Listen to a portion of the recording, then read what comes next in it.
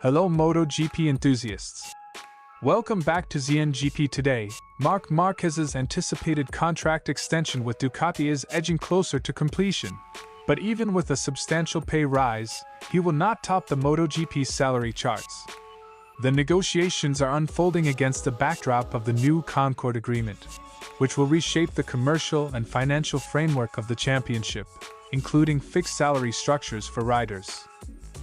Nicolò Bulega confirms active talks with several MotoGP teams as he chases a 2027 move, while remaining focused on his dominant WorldSBK campaign. He acknowledges that final decisions depend on how the high-profile factory signings fall into place, and he stresses that a MotoGP return remains his long-term objective. Toprak Razgatlioglu warns that Jerez will demand a very different riding style from what serves him in WorldSBK. After a private MotoGP test on the Spanish circuit and a point-scoring ride at Coda, Razgatlioglu frames Jerez as a technical, low-speed test of adaptation for both rider and Yamaha's M1. His message is pragmatic: rapid learning, bike setup tweaks and patience will determine whether his superbike strengths translate to MotoGP success at the Andalusian venue. Massimo Rivola frames Aprilia's strong start as the product of structural growth rather than a lucky streak. Improved industrial organization, targeted technical leadership and rider development have combined to make Noali a consistent contender.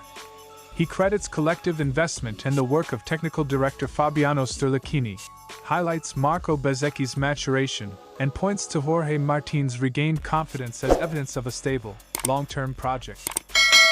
Don't forget to click subscribe button and the bell icon for MotoGP news update.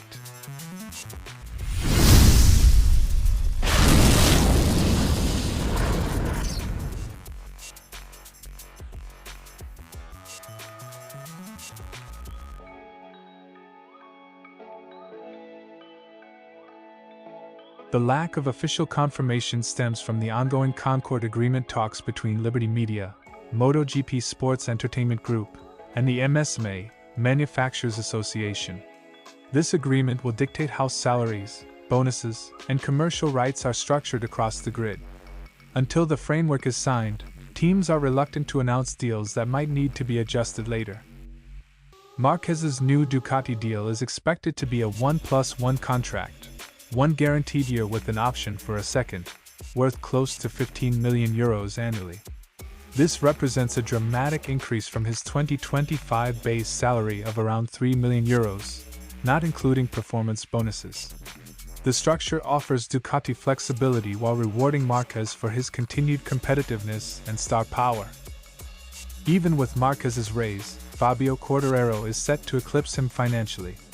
Honda's aggressive recruitment strategy for 2027 includes luring Quartararo from Yamaha with a blockbuster salary package, reportedly higher than Marquez's.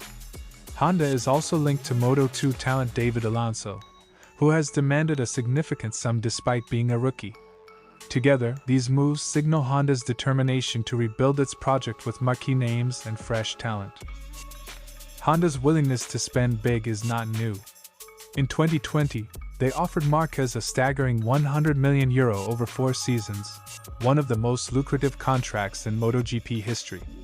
Although Marquez eventually broke that deal to join Ducati in 2024, the precedent underscores how rider salaries reflect both sporting ambition and marketing imperatives. The current market, shaped by the 2027 regulation changes, 850 cubic centimeters engines, Pirelli tires, reduced aero, is once again driving manufacturers to invest aggressively in rider talent. Marquez's renewal confirms his continued value as one of MotoGP's most bankable assets, but the fact he won't be the highest-paid rider highlights a shift in market priorities. Honda's investment in Quartararo reflects a strategic pivot, securing a younger champion to spearhead their rebuild. For Ducati, Marquez remains central to their project, but his salary position shows that financial leverage is now spread across multiple riders rather than concentrated in one superstar. Marc Márquez is poised for a lucrative Ducati renewal that elevates his earnings to elite levels, yet he will remain behind Fabio Quartararo in the salary hierarchy if Honda's reported offer materializes. The final figures depend on the Concorde Agreement's completion, which will lock in salary structures and trigger a wave of official announcements. Until then, the paddock watches closely as manufacturers allocate resources in preparation for the 2027 regulatory reset, a season likely to redefine both technical competition and the economics of MotoGP. Bulega arrives at the market conversation from a position of strength, leading WorldSBK after winning every race so far this season. That form, plus his brief MotoGP appearances as Marc Márquez's stand-in, has boosted his credibility as a candidate for a premier class seat. My dream is always, since when I was a kid, to go to MotoGP. Dominant results in WorldSBK and hands-on MotoGP exposure make him an attractive, low-risk option for teams seeking a rider who already understands Pirelli rubber. Bulega admits the market is fluid and that many decisions hinge on the confirmation of the sport's biggest names. With factory lineups and the Concorde Agreement shaping the commercial landscape, satellite seats will only be finalized once headline moves are settled. Riders outside the first wave of factory signings must often wait for domino effects to create openings. Timing is critical. The vacancy created by AI Ogura's reported move to Yamaha has put Aprilia Trackhouse on Bulega's radar. The Noali satellite would offer a direct MotoGP pathway and the chance to work within a competitive manufacturer structure. Satellite teams increasingly serve as strategic gateways for WorldSBK stars to re-enter MotoGP, offering visibility and manufacturer support. Bulega's ongoing WorldSBK work gives him practical experience with Pirelli compounds, a valuable asset as MotoGP switches suppliers in 2027. He's also already contributed to Ducati's 850 cubic centimeters development, adding technical currency to his resume that teams will value during the regulation reset. Supplier familiarity and prior prototype involvement can tip decisions in favor of riders who otherwise lack recent full-time MotoGP experience. Bulega stresses contentment in WorldSBK while keeping the MotoGP dream alive. Realistically, his best immediate path is a satellite seat that leverages his Pirelli knowledge and Ducati ties. If factory Desmosedici seats remain closed, Trackhouse or a similar outfit offers the clearest route back to the premier class. For riders dominating another championship, accepting a well-timed satellite opportunity often proves the fastest route to a sustainable MotoGP return. Bulega's combination of WorldSBK dominance, MotoGP test experience, and Pirelli know-how makes him a compelling candidate for 2027. The final outcome will depend on how the top-tier signings cascade through the market. If a Trackhouse or comparable satellite seat opens, Bulega is well placed to take it and convert his superbike momentum into a credible MotoGP comeback. Razgatlioglu stresses that the GP bike requires a fundamentally different approach to cornering than a superbike. Tight, technical tracks like Jerez force riders to prioritize carrying speed through the corner rather than the superbike habit of later, more aggressive exits. I did a test with the GP bike, but it's a completely different riding style. Highlighting the stylistic gap prepares expectations. Success won't be instant, and early practice sessions will be crucial for measurable progress. Coming off Koda, where Razgatlioglu scored his first MotoGP point and finished as the top Yamaha, the Turkish rider faces a mixed picture.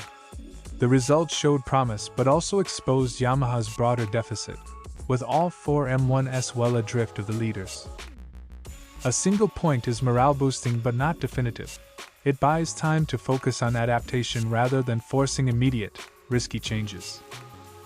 Jerez's layout, short straights, tight corners and heavy direction changes, rewards nimble chassis balance, precise front-end feel and mid-corner stability.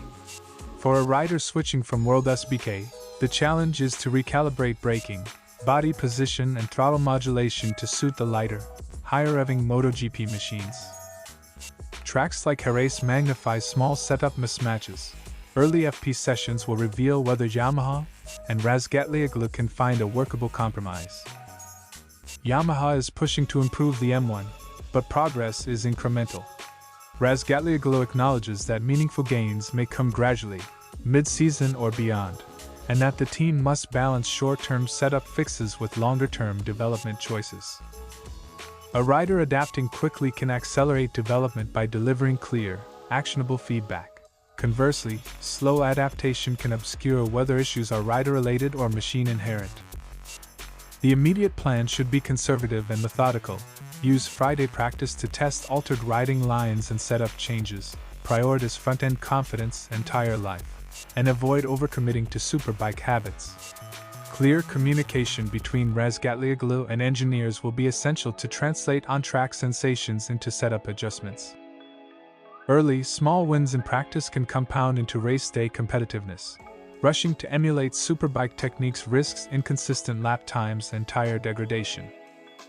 Razgatlioglu's candid assessment frames her race as a learning crucible rather than a quick fix.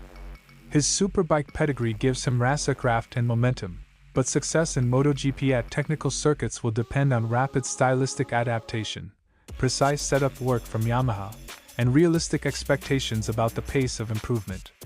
If rider and team align quickly, her race could be a turning point. If not, it will underline the gulf that still separates the M1 from the frontrunners.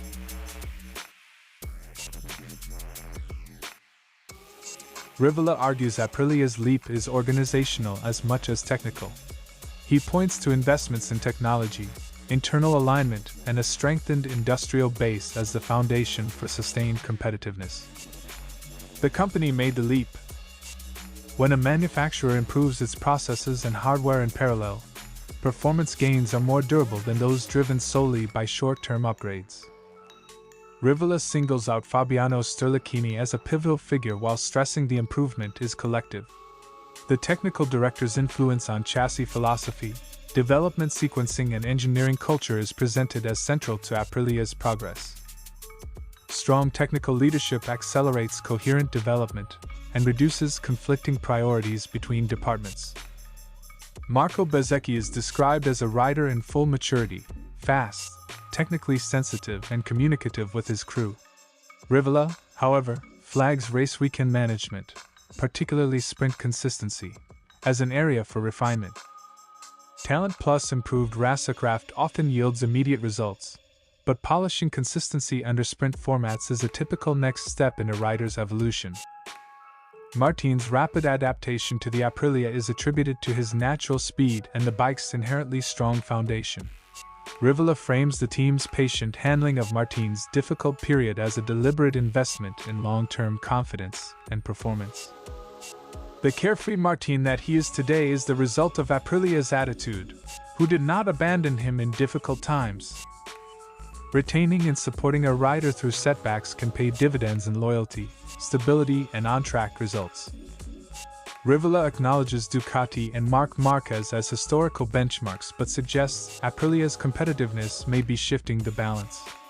He stops short of declaring a power transfer, instead positioning Noali as a credible challenger that can contest wins while respecting rivals' pedigree. Publicly recognizing established rivals while asserting internal progress is a strategic way to manage expectations and maintain momentum. Rivola's comments present Aprilia's rise as deliberate and sustainable, a blend of organizational upgrades, technical leadership, and rider development. The team's challenge now is to convert that foundation into consistent race results across formats, and to keep improving weekend management for its riders. If Noali sustains investment and maintains the supportive culture Rivola describes, Aprilia can remain a regular frontrunner. If internal alignment slips or rivals accelerate development, the competitive window may narrow.